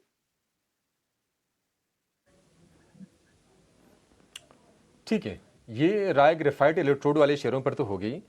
अविनाश सर, IT पर ना हम बार बार व्यू ले रहे हैं, और बार बार व्यू लेने का मकसद ये है कि लोगों के पास ना लेटेस्ट इन्फॉर्म्ड डिसीजन लेने के लिए उनके पास फैक्ट्स हों और ओपिनियंस भी हों। आपकी राय सर IT को लेकर अब क्या है? क्योंकि तमाम लोगों का ये व्यू है कि अभी भी यहां से भी 15-20% का डाउन साइड है IT में। आज सारे के सारे स्टॉक्स गिरे हुए हैं। मतलब इन्फोसिस ने जो कुछ अनाउंसमेंट किया, बाजार उसको पूरी तरह से डिस्काउंट मार रहा है। आपकी राय क्या है सर IT को लेकर? नहीं, मेरे ख्याल से देखिए, IT में एक बात तो क्लियर है कि जो भी अनाउंसमेंट्स अभी ये AI समिट में हो चुके हैं, जैसे इन्फोसिस ने कहा है कि एंथ्रोपिक के साथ वो टाई अप करेंगे, जॉइंट वेंचर करेंगे।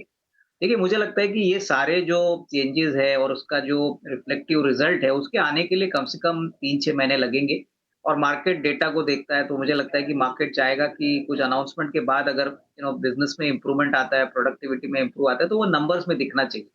बट ऐसा भी नहीं है कि AI कंप्लीटली IT कंपनीज को रिप्लेस करेगा, धंधा बंद हो जाएगा, और मेरे ख्याल से काफ़ी मंदी का माहौल होगा। तो मुझे लगता है कि लंबी अवधि के लिए अच्छा मौका है। अगर 5-10% स्टॉक्स गिरते भी है, तो आपको एक बात समझनी चाहिए कि देखिए, ये सारी कंपनीज कम से कम साल, 1.5 साल की ऑर्डर बुक पे बैठी है, कैश रिच है। इनफैक्ट मैं TCS का प्राइस देख रहा था, मैं 3000 के नीचे है। अगर ये चाहे तो कंपनी एक बड़ा सा बायबैक भी अनाउंस कर सकती है और पूरा सेंटिमेंट बदल सकता है, क्योंकि इनके पास कैश की कमी नहीं है। तो मुझे लग रहा है कि देखिए, जो निवेशक एकदम शॉर्ट टर्म के लिए ट्रेड करना चाहते हैं, उनको मेरे ख्याल से थोड़ा सा टाइम वेट करना चाहिए। बट आई थिंक जो ऐड करना चाहते हैं, मुझे लगता है कि प्रोडक्टिविटी गेन्स एआई से 30-40% अगले साल 1.5 साल में इन आईटी कंपनीज को जरूर मिलेगी। तो ये एक पॉजिटिव फैक्ट है, बट इसके लिए मेरे ख्याल से टाइम फ्रेम थोड़ा मीडियम टर्म रखना जरूरी है। बिल्कुल। तो आईटी कंपनीज पर ये आपको नजरिया मिल गया है अविनाश जी की तरफ से। एक शेयर काफी भारी भरकम शेयर है, चलता भी बड़े जैसा इसका बिजनेस है उसके हिसाब से ये शेयर भी है। एलएनटी की बात मैं कर रहा हूँ। थोड़ी देर पहले एक खबर आई है कि एनवीडिया के साथ इन्होंने करार किया है, और वो करार जो है वो इन्होंने किया है भारत की सबसे बड़ी एआई फैक्ट्री बनाने के लिए करार किया है। और शेयर जो है वो 1% ही ऊपर है, लेकिन चूंकि बड़ा शेयर है तो चलता भी धीरे धीरे है। यहाँ 10-12% की तेजी तो आपको दिखेगी नहीं। एक राय लेते हैं एलएनटी के ऊपर हम गौरव शर्मा जी से। गौरव जी से पूछते हैं कि एलएनटी के ऊपर उनका व्यू क्या है, जो इन्वेस्टर्स हैं इसके अंदर उनको क्या करना चाहिए, और क्या यहाँ पे नई एंट्री के मौके भी हैं क्या एलएनटी के ऊपर? गौरव जी। विकास जी, व्यू देने से पहले मैं एक डिस्क्लेमर देना चाहूंगा।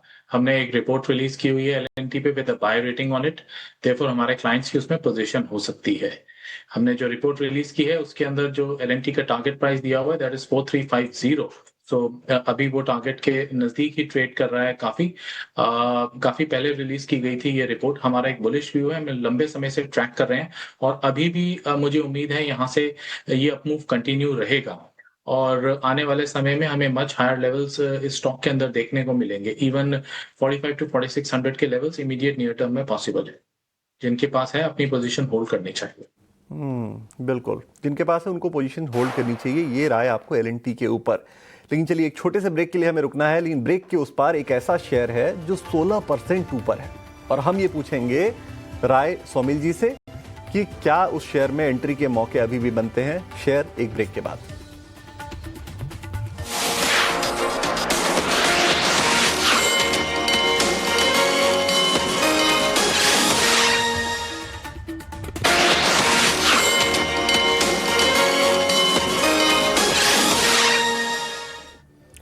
ब्रेक के बाद आपका एक बार फिर से स्वागत है क्लोजिंग कॉल में। और ब्रेक से जाने से पहले हमने आपको एक शेयर के बारे में कहा कि 16% की तेजी है शेयर में।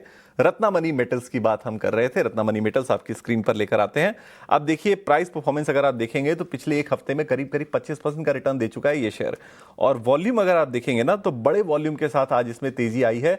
16% की तेजी आपको दिखेगी रत्नामणि मेटल्स में। और जो वॉल्यूम है ना, आप अगर मंथली एवरेज देखेंगे तो 96,000 के आसपास का वॉल्यूम होता है, और आज जो वॉल्यूम है आप देखिए आपकी स्क्रीन पर दिख रहा है 10.25 लाख का वॉल्यूम है। तो बड़े वॉल्यूम के साथ बड़ी तेजी।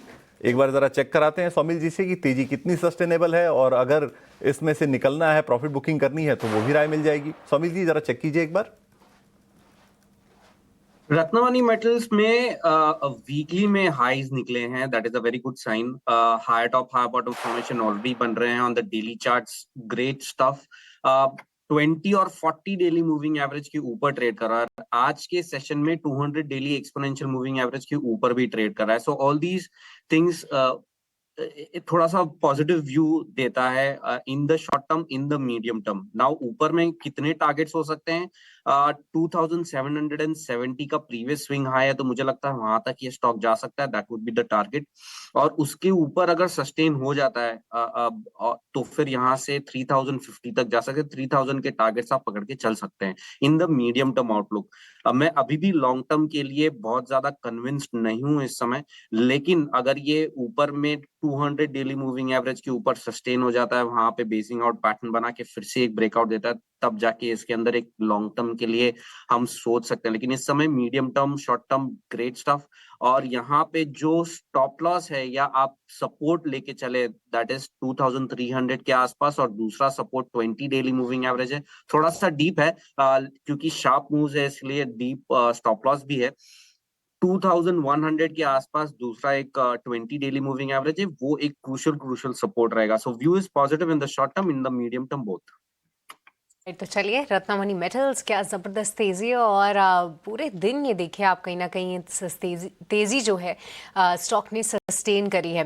बट एक और काउंटर जो कि आज डिसेंट मूव्स दिखा रहा है वो है नवीन फ्लोरीन। यहाँ पर भी 2.5% की तेज़ी है। आज कई सारे केमिकल काउंटर्स जो हैं वो बज़ कर रहे हैं। बट एक बार गौरव आप इस पे चार्ट चेक दीजिए, क्योंकि आज एक अच्छा मोमेंटम फिर से पकड़ा है ये काउंटर ने। और दूसरी बात ये कि मैं देख पा रही हूँ शायद अपने ब्रेकआउट लेवल्स को फिर से रीटेस्ट कर रहा है। क्या ये रीडिंग सही है और क्या इन स्तरों पे और भी अच्छा लग रहा है ये काउंटर?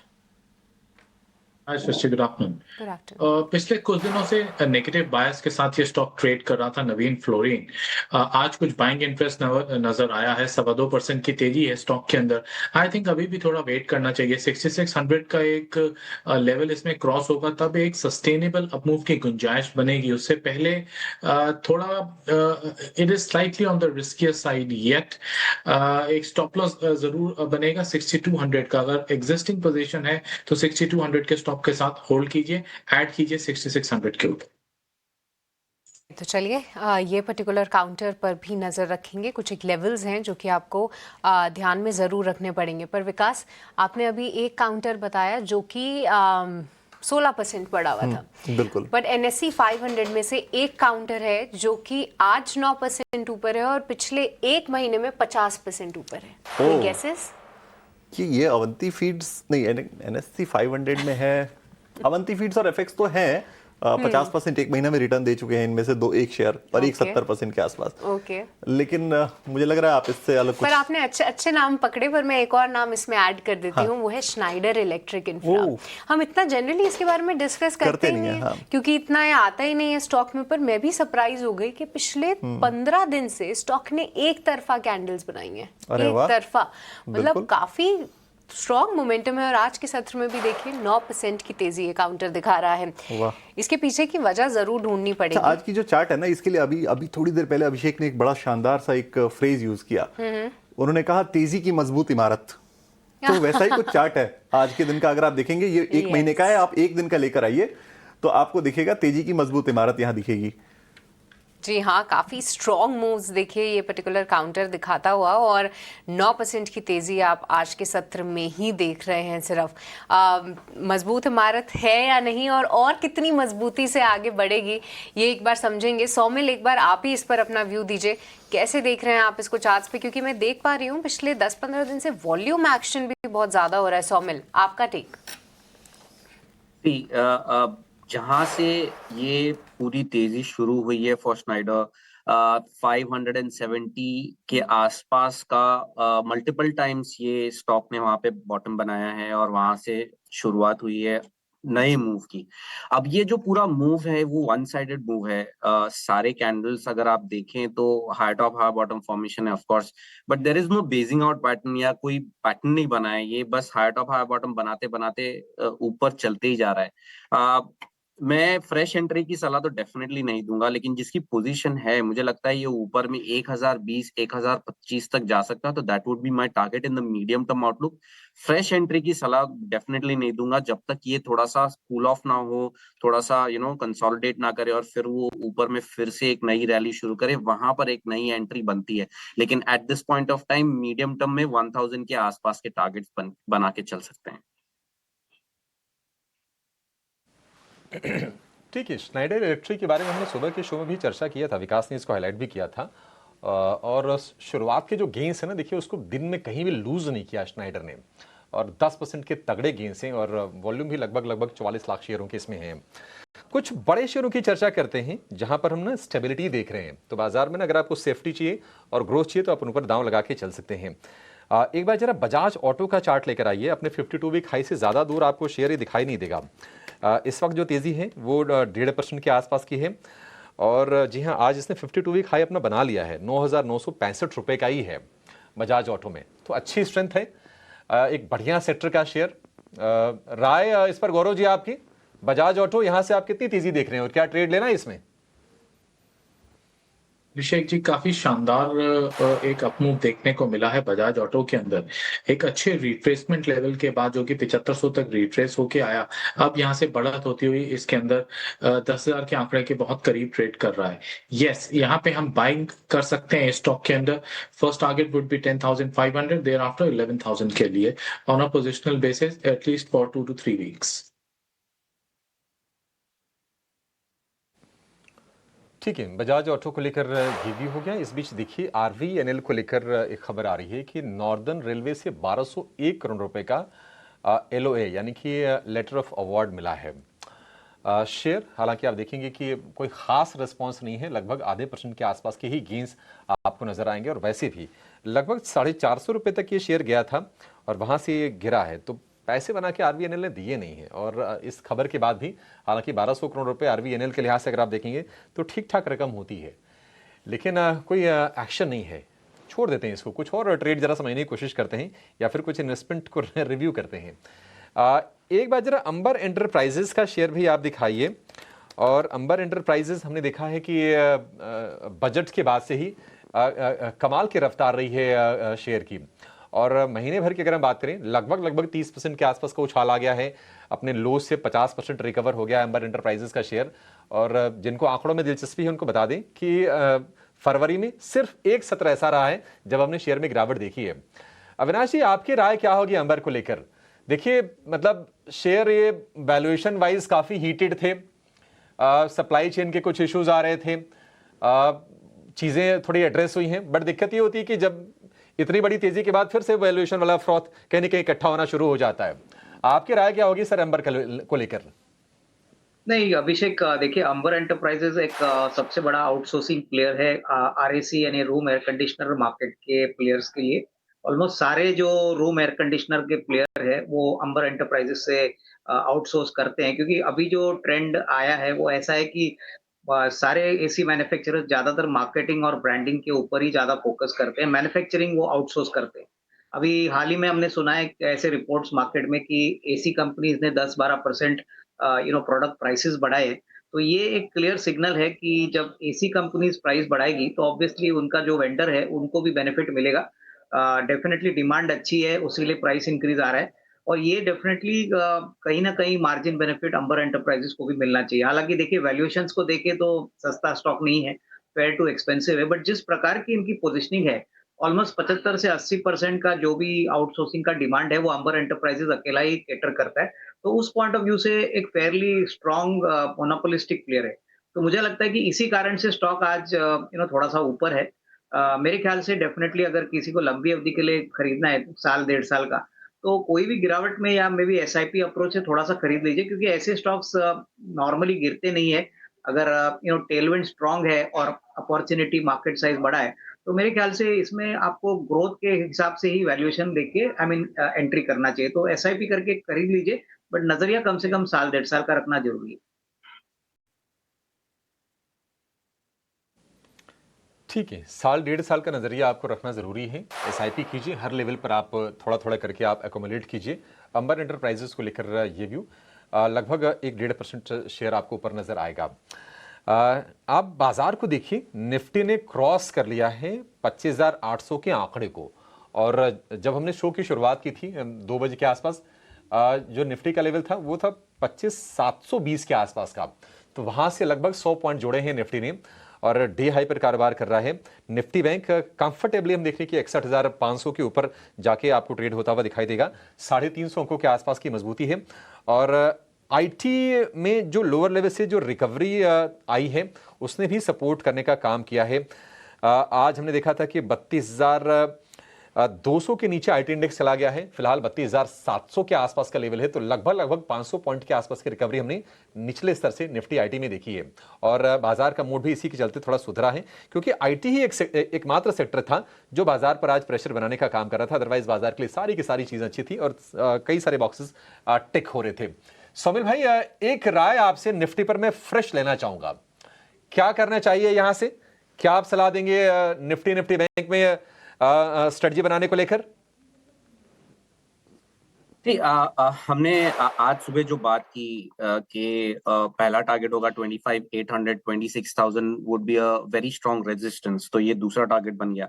अब दूसरे टारगेट के लिए हम definitely looking forward to the second target, लेकिन इम्पोर्टेंट चीज ये है कि हम बहुत समय से 25,500, 26,000 के आसपास ट्रेड कर रहे हैं, और बजट के टाइम पे हम नीचे स्लाइड हुए थे below 200 daily moving average, couple of trading sessions only, लेकिन वहां पे जब हम थे वहां से हमने बहुत ही अच्छी रिकवरी दी।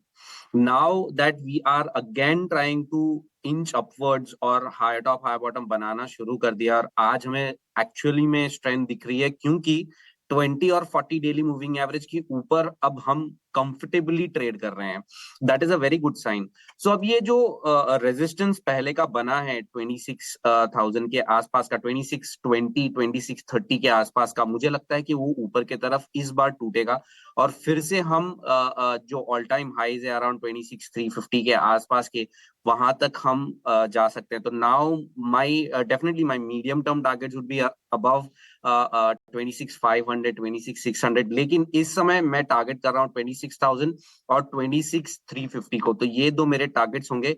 नीचे में आज का लो अब बहुत ही क्रूशियल हो गया है, 25,640 का पहला सपोर्ट, और दूसरा सपोर्ट जो 3 ट्रेडिंग सेशन पहले बना 25,370 के आसपास का, ये दो लेवल्स हमें बहुत क्रूशियल है और ध्यान में रखना है।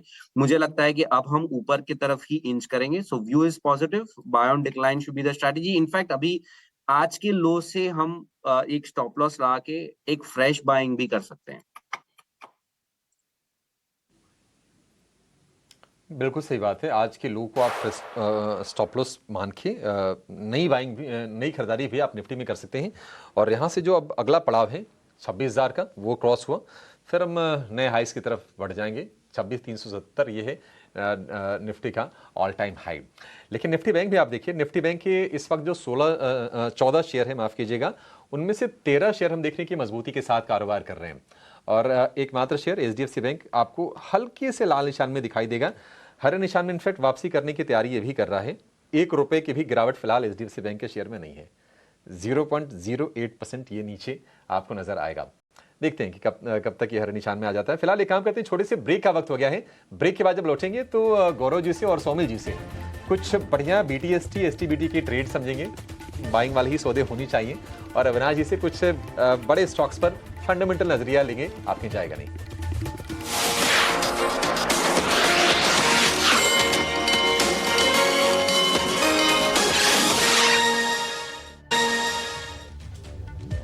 ब्रेक के बाद आपका स्वागत है क्लोजिंग कॉल्स में। अब कुछ ही मिनट रह गए हैं मार्केट के क्लोज होने में, और हमारे तमाम एक्सपर्ट्स हमें गाइड भी कर रहे हैं। आइए कुछ और उनसे कॉल्स और उनसे स्टॉक समझने की कोशिश करते हैं। और एक और स्टॉक जो कि रेडार पे आ रहा है वो है टोरेंट पावर का काउंटर। देखिए, कुछ ही दिनों पहले एक बड़ी डील की भी अनाउंसमेंट की थी कि कंपनी जो है अपने एसेट्स को बढ़ाएगी। L&T के साथ जो है उन्होंने एक डील की थी, और ये कहीं ना कहीं एनालिस्ट जो है उसको अच्छा भी मान रहे थे। एक बार गौरव, आपका व्यू टोरेंट पावर पे आज के सत्र में भी लगभग 2.5% तेजी दिखा रहा है, और मैं देख भी पा रही हूं कि यहाँ पर इसने अपने जून 2025 के हाईस को क्रॉस किया है। कहां तक जा सकता है ये काउंटर? इसी टोरेंट पावर में एक अच्छा फॉर्मेशन बना है। अगर हम वीकली चार्ट में देखें तो एक सॉसर टाइप फॉर्मेशन विजिबल है, जो कि एक रिवर्सल का क्लियर संकेत दे रहा है। गोइंग अहेड 1650 और 1725 के इमीडिएट टारगेट्स मैं इस स्टॉक के अंदर देखता हूं। छोटी अवधि के लिए नहीं, थोड़ी मीडियम अवधि के लिए कंसिडर करना चाहिए स्टॉक को, तो एक अच्छे रिटर्न्स निकाले जा सकते हैं। बुलिश व्यू है स्टॉक पे। चलिए, बुलिश व्यू है स्टॉक पे, और छोटी अवधि और साथ ही मध्यम अवधि में खास तौर से इस काउंटर पे ध्यान रखिए। काफ़ी अच्छे मूव्स जो हैं फिलहाल ये काउंटर दिखा रहा है। बट जी हाँ, आज की तेज़ी को लीड करता हुआ निफ्टी बैंक, एक बार निफ्टी बैंक के कॉन्स्टिट्यूएंट्स में देखें तो कहीं ना कहीं PNB इसको लीड कर रहा है। 0.25% की तेज़ी आज के सत्र में है, और कहीं ना कहीं देखिए SBI की लीडरशिप के बाद जो है बाकी PSU बैंकों ने भी एक डिसेंट प्रदर्शन ही दिया है। हालांकि ट्रिगर्स अलग हैं, सबसे बड़ा ट्रिगर तो नतीजे ही है, बट PNB के नतीजे निराशाजनक तो आए थे, बट स्टॉक बहुत पिट चुका है। अविनाश जी, पब्लिक सेक्टर बैंकिंग स्पेस में से आपकी प्रेफर्ड पिक कौन सी है, और क्या PNB इन स्तरों पे एक वैल्यू बाय लग रहा है आपको? नहीं, मुझे लगता है कि देखिए पीएनबी के नंबर्स तो थोड़े से मार्केट के एक्सपेक्टेशन से थोड़े से कम आ गए हैं, बट ओवरऑल मुझे लगता है कि चौथी तिमाही की थोड़ी सी Q3 के मुकाबले में अच्छी आएगी। सबसे बड़ी बात मुझे लगता है कि एसेट क्वालिटी बैलेंस शीट काफी हद तक रिपेयर हो चुका है और दूसरे अगर सरकारी बैंक्स कहें तो मुझे लगता है कि कैनरा बैंक इस लेवल पे काफी अच्छा लग रहा है। डेफिनेटली आई थिंक ₹130 का बुक वैल्यू है, करंट प्राइस करीबन 151 152 है। तो यहाँ पे एक डेफिनेटली आपको एक अच्छा री-रेटिंग कैंडिडेट मिलेगा। इनका कैनफिन होम्स भी एक अच्छी कंपनी है जो इनकी सब्सिडरी है। ओवरऑल डिजिटल स्पेस में काफ़ी अच्छा काम कर रहे हैं। तो can bank can be a good PSU bank और छोटे बैंकों में हमको बैंक ऑफ महाराष्ट्र पसंद है। देखिए ये बैंक छोटी है लेकिन इनका जो कासा रेशियो है वो करीबन 50% है। एसेट क्वालिटी भी ठीक-ठाक है और अभी जो Q3 के नतीजे आ गए थे बहुत ही स्ट्रॉन्ग थे। लग तो रहा है कि Q4 भी काफ़ी अच्छा होगा और अभी जिस प्रकार का हैंगओवर स्टॉक में था कि गवर्नमेंट ने जितना स्टॉक बेचना था वो ऑलरेडी हो चुका है। तो अभी आगे मुझे नहीं लगता कोई सप्लाई प्रेशर गवर्नमेंट के साइड से आएगा। तो आई थिंक क्लियरली सरकारी बैंक्स में आई थिंक गिने-चुने नंबर्स है, आई मीन बैंक्स है जैसे कैनरा बैंक हो गया बैंक ऑफ महाराष्ट्र हो गया। किसी को अगर लार्ज कैप चाहिए तो इवन एसबीआई थोड़ा-सा अगर हल्का होता है तो वो भी एक्विजिट कर सकता है। बिल्कुल। तो ये राय आपको तमाम सरकारी बैंकों के ऊपर अविनाश जी की तरफ से। चलिए एक शेयर आपकी स्क्रीन पर लेकर आते हैं और वो शेयर जो है वो है वारी एनर्जीज का। आप देखिए कि पिछले एक हफ्ते में करेक्शन का एक थोड़ा छोटा सा फेज चला है, 6-7% के आसपास शेयर करेक्ट हो चुका है पिछले हफ्ते में और आज भी 3% की गिरावट आपको देखने को मिल रही है। एक राय इसके ऊपर लेते हैं गौरव जी से। गौरव जी एक बार चेक कीजिए जरा, वारी एनर्जीज कोई कंसर्न्स हैं क्या, किसी के पास हो तो क्या करना चाहिए? विकास, एफएनओ शो में आज ही हम अभिषेक के साथ डिस्कस कर रहे थे। वारी एनर्जी के अंदर अच्छा खासा शॉर्ट बिल्टअप नजर आ रहा है। शेयर के अंदर लगभग 3.25% की गिरावट है with reasonable rise in open interest, जो कि नेगेटिविटी संकेत करता है। आने वाले दिनों में 2850 2800 तक के लेवल्स पॉसिबल हैं। देयरफॉर अगर ट्रेडिंग स्टैंड पॉइंट से लिया है तो अपनी पोजीशन को रिड्यूस करना चाहिए। बिल्कुल। तो ये राय वारी एनर्जीज के ऊपर। अच्छा एक राय अविनाश जी आपसे चाहिए होगी क्योंकि लिस्टिंग एकदम रीसेंट है। क्वालिटी वॉल्स आपकी स्क्रीन पर लेकर आते हैं। आइसक्रीम ब्रांड है ये, एचयूएल से डिमर्जर होके ये अलग लिस्ट हुई कंपनी और लिस्टिंग बड़ी सुस्त सी हुई थी, ₹29.80 अगर मेरी मेमोरी सही है तो ₹29.80 पे लिस्टिंग हुई थी। आज देखिए 5% के अपर सर्किट पे लॉक हो गया ये शेयर, क्योंकि रिसेंट लिस्टिंग है तो सर्किट का लिमिट जो है वो छोटा है, सर्किट फिल्टर छोटी है, इसकी वजह से 5% के सर्किट पे लॉक हो गया है। लेकिन फंडामेंटली कैसी कंपनी है अविनाश जी, आपको क्या लगता है अगर ये सर्किट खुलता है कल तो किसी को मौके तलाशने चाहिए क्या यहाँ पे? लॉन्गर टर्म के लिए मुझे लगता है कि क्वालिटी वॉल्स एक अच्छा एसेट है, एसेट था लीवर का जो इन्होंने डीमर्ज किया है और मुझे लगता है कि देखिए लीवर के लिए तो ये बहुत छोटा बिजनेस था, उसीलिए उसको सेपरेटली उन्होंने डीमर्ज किया, but otherwise opportunity Indian market में बड़ा है। क्वालिटी वॉल्स का जो ब्रांड है वो काफी विजिबल है, आई थिंक उसके प्रोडक्ट्स इंडिया में काफी पॉपुलर है। और दूसरी बात एलआईसी जैसे बड़े निवेशक के पास करीबन 6% स्टेक है, तो देखिए इसमें ऑलरेडी बड़े इंस्टीट्यूशनल इन्वेस्टर्स आ चुके हैं। मुझे लगता है कि अगर आपको सर्किट खुलने के बाद मिलता है तो नजरिया थोड़ा-सा मीडियम टर्म रखिए। एटलीस्ट पहला क्वार्टर जब आएगा स्टैंड अलोन बेसिस पे इंडिपेंडेंटली इस कंपनी का, तो आपको नंबर्स और नतीजे देखने को मिलेंगे। बट लग तो रहा है कि डेफिनिटली ये एक अच्छा पिक हो सकता है क्योंकि ब्रांडेड प्ले है, बी2सी वाला बिजनेस है और इसमें डेफिनिटली आपको आने वाले एटलीस्ट 6 टू 12 मंथ्स में अगर अर्निंग्स ट्रैक्शन अच्छी आती है, तो अच्छा रिस्क रिवॉर्ड मिलने की पॉसिबिलिटी रहेगी। ठीक है। क्वालिटी वॉल्स को लेकर ये व्यू हो गया। आज हम देख रहे हैं कि डिफेंस वाले भी शेयर कुछ कुछ चलते हुए दिखाई दे रहे हैं और आप देखिए भारत डायनेमिक्स में बढ़िया शॉर्ट कवरिंग है और ये डे हाई पर आपको शेयर नजर आएगा, लगभग 3% के आसपास के गेंस हैं। एचएल में भी थोड़ा शॉर्ट कवरिंग मूव आ रहा है। भारत डायनेमिक्स, एचएल, राय आपकी गौरव जी, कहीं पर कोई नया ट्रेड लेना है इनमें से? अभिषेक जी, थोड़ा अर्ली अटेम्प्ट हो जाएगा, अभी जस्ट ये स्टार्टअप ही हुए हैं। Nothing too good as far as HAL is concern trading standpoint से। बीडीएल, भारत डायनामिक्स की अगर बात करूं, रिलेटिवली थोड़ा सा बेटर प्लेस है, स्टॉप लॉस नजदीक है 1250, थोड़ी क्वांटिटी में यहाँ पे लेना चाहिए और उसके बाद जैसे ही मोमेंटम आगे बढ़ता है और स्टॉक सरपास करेगा 1325 के लेवल्स को, तो पोजीशन को और एड अप करना चाहिए 1400 के टारगेट्स के लिए।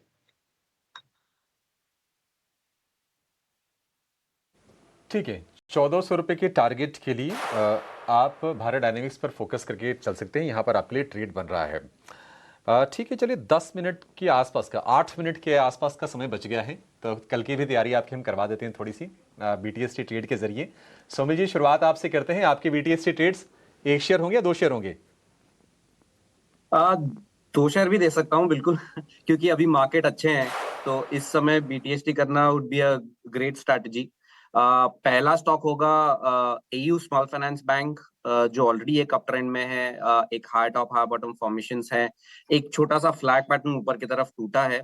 इस समय अराउंड 1023 पे चल रहा है और आज का ही लो बहुत ही इंपॉर्टेंट है, दैट इज 995। तो ये एक स्टॉप लॉस रख के ऊपर में अगर हम शॉर्ट टू मीडियम टर्म की बात करें तो ऊपर में 1070 1080 तक ये स्टॉक जा सकता है, लेकिन in the very very short term मुझे लगता है कि 1050 1060 तक तो डेफिनेटली जा सकता है, बिकॉज अभी मोमेंटम बहुत ही अच्छा है।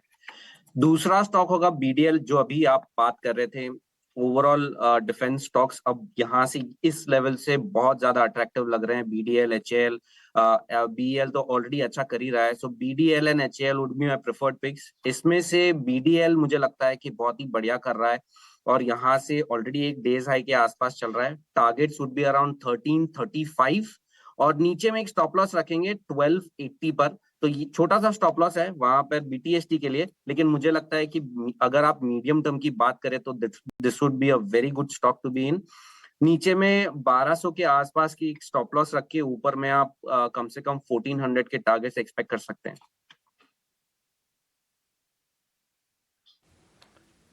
ठीक है, ठीक है। ये 2 ट्रेड आपके लिए होगी, एयू स्मॉल फाइनेंस बैंक पर और भारत डायनेमिक्स को लेकर 1400 रुपए के target. AU small finance bank में 1050 और 1080 के लक्ष्य होंगे।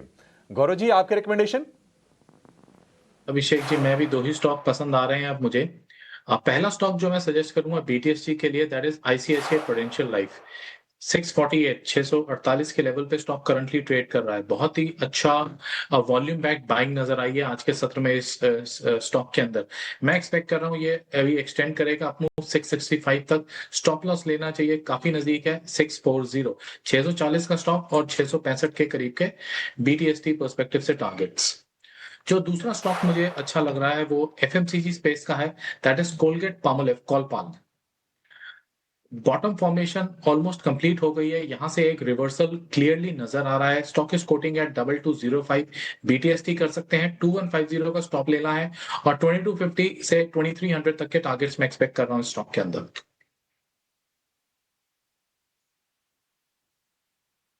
30 रुपए तक के टारगेट आ सकते हैं कोलगेट पामोलिव में। अच्छा, कोलगेट में मैं सोच रहा था कि अच्छा मैं इस पर पूछूं ना पूछूं, 2.5% चला हुआ है। थोड़ा सा ना एफएमसीजी वाले शेयरों से थोड़ा डर तो लगता है कि चलते चलते कब रिवर्स गियर लग जाएगा पता नहीं, लेकिन ठीक है, ये 2 ट्रेड बता दी आपको गौरव जी ने। अविनाश सर, एक सवाल ना मैं आपसे पीएसयू बैंकिंग स्टॉक्स को लेकर पूछना चाहूंगा। बहुत शानदार रफ्तार रही है, लोन ग्रोथ हम देख रहे हैं कि डबल डिजिट में चली गई है। एसबीआई की तो 15.5% के आसपास की लोन ग्रोथ है। और अगर हम 5 साल की बात करें तो एसबीआई हो, पीएनबी हो, बैंक ऑफ इंडिया हो या फिर बैंक ऑफ बड़ौदा है, ये सारे के सारे शेयर 3 गुना से ज्यादा हो गए हैं। अब यहां से अगले 5 साल में आपको किस पर सबसे ज्यादा भरोसा है? नहीं, मेरे ख्याल से देखिए लार्जर बैंक्स जो है जैसे कि एसबीआई है, बैंक ऑफ बड़ौदा है, कैनरा बैंक है। मेरे ख्याल से जो बड़ी सरकारी बैंक है जिनकी बैलेंस शीट्स बड़ी है, लोन बुक बड़ा है, मेरे ख्याल से वहां पे रिस्क भी कम है। और ऑब्वियसली अगर इकोनॉमी 6.5-7% से ग्रो करती है, क्योंकि देखिए बैंक्स इकोनॉमी का एक मिरर होता है।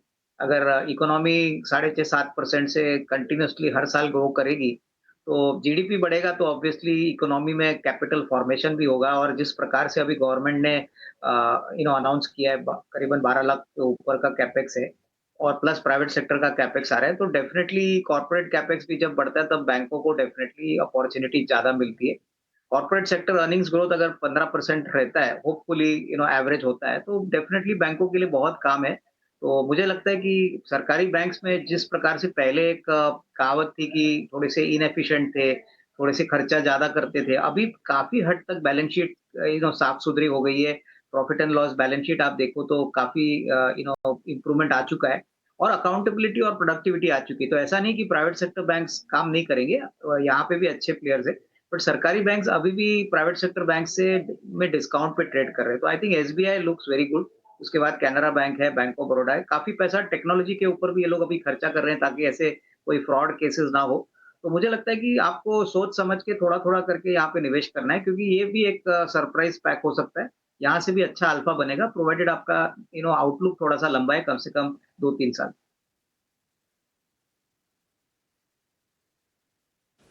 ठीक है, ठीक है, ये राय होगी सरकारी बैंकों वाली शेयरों को लेकर। चलिए 2 मिनट का समय रह गया है और देखिए जो शुरुआत हुई थी बाजार के ना, या फिर 12 बजे तक 1 बजे तक जो माहौल रहा, थोड़ा सा ऐसा कशमकश वाली स्थिति थी कि बाजार की दिशा आगे क्या होगी। लेकिन सेकेंड हाफ डेफिनेटली अच्छा रहा है और उसमें आईटी ने ही माहौल खराब किया था शुरुआत में, और आईटी के रिकवरी ने ही फिर माहौल को थोड़ा बेहतर करने का काम किया है। इकलौता ऐसा सेक्टर रहा जहां पर आज हमने गिरावट देखी है, लेकिन वो गिरावट भी 1% के आसपास की रही। यानी कि कल जो कुछ अचीव किया था निफ्टी आईटी ने, आज वो सारे के सारे उन्होंने सरेंडर कर दिए। Wipro, tech Mahindra, Infosys, HCL tech, TCS, ये सारे के सारे शेयर आज निफ्टी के सबसे ज्यादा गिरने वाले शेयरों में शामिल रहे, लेकिन लोअर लेवल से रिकवरी भी आई। बाजार का ब्रॉडर मार्केट का अगर आप टेक्सचर देखेंगे तो वो बेहतर दिखाई दिया, क्योंकि 1600 शेयर चढ़े हैं, 1300 शेयर आज गिरावट वाले रहे हैं। मिड कैप स्मॉल कैप में जो रिलेटिव स्ट्रेंथ थी निफ्टी के मुकाबले थोड़ी सी ज्यादा नजर आई है। लेकिन आज जो बैंकिंग शेयरों ने कमाल किया है, आप देखिए निफ्टी बैंक करीब करीब 350 अंक चढ़ा है और निफ्टी बैंक के जो 14 शेयर रहे हैं, एचडीएफसी बैंक को छोड़ के सारे शेयर थोड़ी देर पहले हरे निशान में कारोबार कर रहे थे। और एचडीएफसी बैंक की भी जो गिरावट रही है वो 1 रुपए की भी नहीं रही है, 925 रुपए के आसपास के प्राइजेस हैं। हरे निशान में आते आते रह गया एचडीएफसी बैंक का शेयर। तो बाकी शेयरों ने आज माहौल को बढ़िया करने का काम किया और रिलायंस में भी आज हमने देखा कि लगभग 1.25% के आसपास की तेजी रही और इसने भी बाजार को इंप्रूव करने का काम किया है। 1440 रुपए के आसपास रिलायंस की आज के सत्र में क्लोजिंग होने जा रही है। सबसे ज्यादा चढ़ने वाला शेयर रहा आज एचडीएफसी लाइफ का, करीब करीब 3.5% का उछाल इसमें आया। मेटल में मजबूती लौटी, टाटा स्टील चला है करीब करीब 3% ऊपर, 210 रुपए के आसपास के भाव हैं। आईटीसी ने तमाम सिगरेट जो शेयर हैं, गॉडफ्रे फिलिप्स हो गया या फिर बीएसटी इंडस्ट्रीज हो गया, इनको लीड करने का काम किया है, 2% के गेंस रहे। हेवी वेट इंडेक्स का वैसे ये भी। इसके अलावा बजाज ऑटो पर हमने राय भी ली थी। बजाज ऑटो देखिए दिन के ऊपरी स्तरों के आसपास क्लोजिंग दे रहा है, लगभग 2.25% के आसपास की तेजी बजाज ऑटो में रही। आज इसने 52 वीक का नया हाई बनाया है और ऑफ लेट जो ऑटो शेयर थे वो रंगत में आए। आप एमएनएम को भी देखिए, 1.5% के सॉलिड गेंस आज के सत्र में रहे हैं। ग्रासिम को लेकर हमारे एक्सपर्ट्स बुलिश थे, ग्रासिम में भी आज 1% के आसपास की तेजी रही है। कमजोरी वाले शेयरों में आईटी के अलावा हम देख रहे हैं कि ओएनजीसी, जहां पर खुला ओएनजीसी वहीं पर बंद भी होने जा रहा है। 2.5% कमजोर था, 2.5% ही कमजोर रहा, उससे ज्यादा गिरावट नहीं आई। दिन के निचले स्तर से थोड़ा सा संभला ये जरूर। और कोल इंडिया एक और शेयर रहा जहां पर हमने कमजोरी देखी, करीब करीब 0.25% के आसपास की। लेकिन वायदा का stop gainer CG power strong move, 3.5% ऊपर ये शेयर बंद होने जा रहा है और महीने भर की चाल इसकी काफी अद्भुत रही है। फरवरी में लगभग 20% जोड़ ली है सीजी पावर ने और आज इसमें फ्रेश ब्रेकआउट हमें देखने को मिला है। इसके अलावा कमिंस में, कोलगेट में अच्छी तेजी हमने 3% के आसपास की देखी है। तो ये रहा बाजार का हाल। ओवरऑल माहौल बढ़िया, लगातार तीसरे सत्र में आज तेजी हैट्रिक लग गई है।